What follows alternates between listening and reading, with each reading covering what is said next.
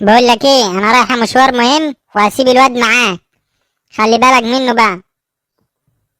ماشي ماشي. لو قال لك عايز اكل، في عيش متقطع وجاهز على السندوتشات، والجبنه في التلاجة، ماشي وفي عصير في التلاجة لو حب يشرب برضه، وبلاش شوكولاته ماشي. ولا بيبسي. حاضر. ولو طلب فاكهه، في موز وبرتقال في التلاجة.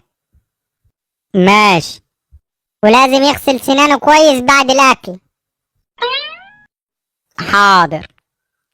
يلا يا حبيبي، روح اقعد مع بابا وانا شويه وجاي على طول. ولا بقول لك ايه، اعمل لك شاي معايا؟ بابا، دي رابع مره نشرب شاي على لحم بطننا. هو احنا صنايعيه ولا ايه؟ من ليه في امك يعني؟ مش هي اللي سابتنا محتاسين كده؟